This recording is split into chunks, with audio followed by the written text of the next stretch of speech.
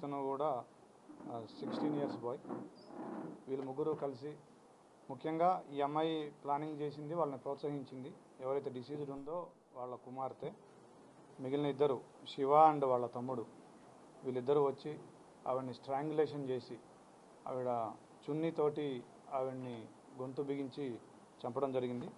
దీంట్లో ఏంటంటే వీళ్ళు ఫస్ట్ ట్రై చేసినారు చంపడానికి, తర్వాత చనిపోయింది అనుకొని మళ్ళీ వెళ్తున్నప్పుడు ఈ అమ్మాయి వచ్చి చూసి, ఎవరైతే బిడ్డ ఉందో ఆ అమ్మాయి వచ్చి చూసి మళ్ళీ చనిపోలేదని గ్రహించి మళ్ళీ వాళ్ళకి ఫోన్ చేస్తే మళ్ళీ వచ్చి మళ్ళీ స్ట్రాంగులేషన్ చేసి మళ్ళీ చున్నీని గొంతుకు బిగించి ఆవిడ చనిపోయిందని నిర్ధారించుకుని అక్కడికి వెళ్ళడం జరిగింది. వీళ్ళిద్దరికీ ఎవరైతే అక్యూజ్డ్ డిసీజ్డ్ డాటర్ ఉందో ఈ అమ్మాయికి ప్లస్ అక్యూజ్డ్ A1కి ఇద్దరికి 8 నెలలుగా ఇన్స్టాగ్రామ్లో పరిచయం ఉంది. వీళ్ళిద్దరూ ప్రేమించుకుంటున్నారు. అయితే ఈ ప్రేమకు సంబంధించి తల్లికి కూడా అవగాహన ఉంది. ఈ అబ్బాయి కూడా ఒక 5-6 సార్లు వచ్చి వీళ్ళ ఇంటి దగ్గర ఉండడం జరిగింది. అయితే లేటెస్ట్గా తల్లి వీళ్ళిద్దరి ప్రేమ వ్యవహారాన్ని అబ్జెక్షన్ చేస్తూ ఉంది. ఈ అమ్మాయి వెర్షన్ ప్రకారం ఆ అమ్మాయిని కూడా 1-2 సార్లు కొట్టిందని చెప్తుంది, దండించిందని చెప్తుంది. దాంతో ఈ అమ్మాయి కక్ష పెంచుకొని తల్లిని అడ్డు తొలగించుకుంటే తప్ప నేను ప్రశాంతంగా ఉండలేను, నేను ఇతనితోటి ఉండలేనని చెప్పేసి భావించి ఇతన్ని బాగా రెచ్చగొట్టి ప్రోత్సహించి మా అమ్మని చంపాల్సిందే అని చెప్పేసి ఇతన్ని రెచ్చగొట్టడంతో ఇతను వచ్చి వాళ్ళ తమ్ముడిని కూడా సపోర్ట్గా తీసుకొని వచ్చి ఈ హత్య చేసినాడు. అయితే ఇందులో ఈ అమ్మాయి ఎవరైతే ఉందో 8th to 12th కూడా వీళ్ళు కట్టంగూరు వెళ్ళి ఈ అక్యూజ్డ్ ఇంట్లో ఉండడం జరిగింది. ఈ అమ్మాయి వాళ్ళ చెల్లి ఎవరైతే మైనర్ గర్ల్ 14 ఇయర్స్ గర్ల్ ఉందో ఆ అమ్మాయి కూడా వెళ్ళి ఉన్నారు. సో అది కూడా వాళ్ళ మదర్ నాలెడ్జ్లో ఉంది. బట్ అక్కడికి వెళ్ళి వచ్చిన తర్వాత వాళ్ళ మదర్ సీరియస్ అయ్యి దండించింది. దాని మీద ఆ అమ్మాయి మళ్ళీ 19th ఈ అబ్బాయితోటి ఒకసారి చుండూరు వెళ్ళిపోయింది. అప్పుడు పోలీస్ కంప్లైంట్ ఇచ్చింది. వాళ్ళ మదర్ వచ్చి మిస్సింగ్ కేసు ఇవ్వడం జరిగింది.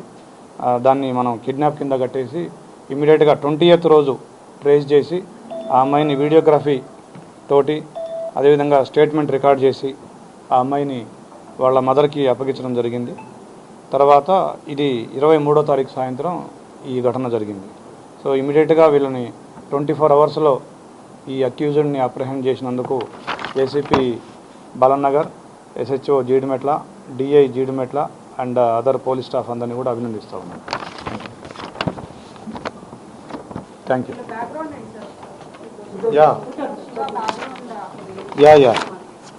ఈ శివ డీజే ఆపరేటర్గా చేస్తుండేవాడు. ఇతను కట్టంగూరులో ఉంటాడు. ఇతనికి 19 ఇయర్స్, ఇంటర్మీడియట్ సెకండ్ ఇయర్ చదువుతున్నాను చెప్తున్నాడు. ఎక్కువగా డీజే ఆపరేటర్ చేసి ఇతనికి ఆదాయం సంపాదిస్తూ ఉండేవాడు. ఈ డిసీజ్డ్ ఎవరైతే ఉందో ఈవిడ తెలంగాణ సాంస్కృతిక కళాకారుల బృందంలో సభ్యురాలు. గత 20 సంవత్సరాలుగా హైదరాబాద్లో ఉంటుంది. వీళ్ళ నేటివ్ వచ్చేసి ఇనుగుర్తి గ్రామం, కేసముద్రం మండలం, మహబాద్ జిల్లా. అంజలి కూడా ఫస్ట్ భర్త కూతురు తిను, సెకండ్ భర్త కూతురు చిన్నమ్మాయిని మంచిగా చూసుకొని పెద్దమ్మాయిని మంచిగా చూడకపోవడం, ఆ తర్వాత అనేక సార్లు అబ్యూజ్మెంట్ చేయడం, అట్లకళ్ళతో వార్తలు పెట్టడం, ఇవన్నీ కూడా తరచూ చేసేది అంటూ ఫ్రెండ్స్ అందరు కూడా చెప్తున్నారు. అదే కాక శివతో అమ్మాయి రిలేషన్షిప్ ఉన్నప్పుడు వాళ్ళ మదర్ ఫస్ట్ యాక్సెప్ట్ చేసింది.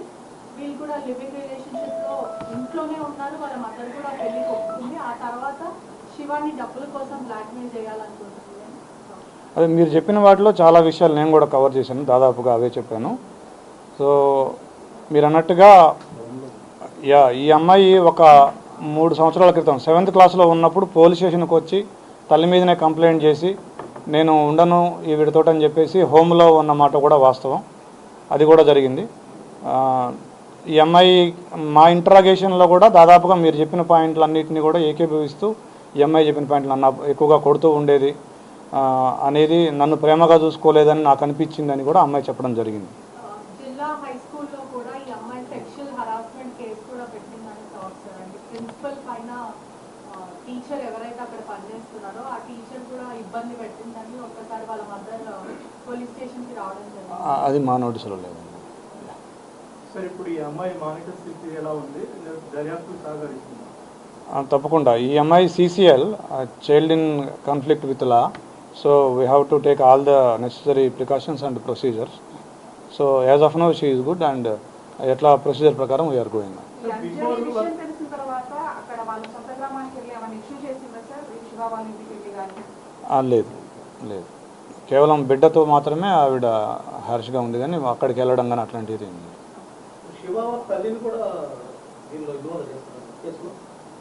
యాజ్ ఆఫ్ నౌ మనకి దానికి సంబంధించి ఏమి ఆధారాలు దొరకలేదు.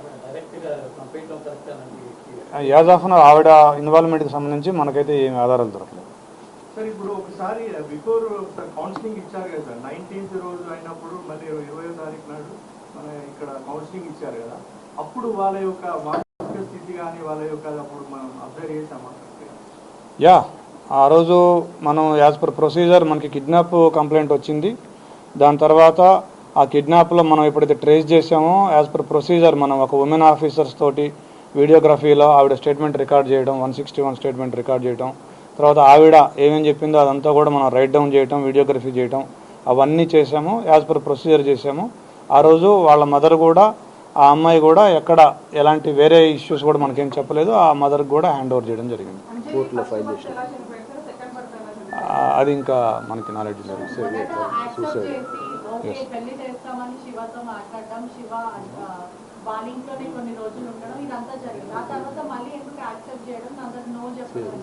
అది మా అంచనాలు అయితే మాకున్న సమాచారం ఏంటంటే ఈ అబ్బాయి ఫైనాన్షియల్ బ్యాక్గ్రౌండ్ కానీ లేకపోతే ప్రొఫెషన్ కానీ ఈ అబ్బాయి బిహేవియర్ కానీ ఆవిడకి నచ్చలేదేమో అనేది ఒక ఇది. థ్యాంక్ యూ అండి, thank you. Yeah, murder, yes, conspiracy also. Thank you. అమ్మాయి విచారణలో ఏం చెప్పింది సార్? ఎందుకంటే హత్యకు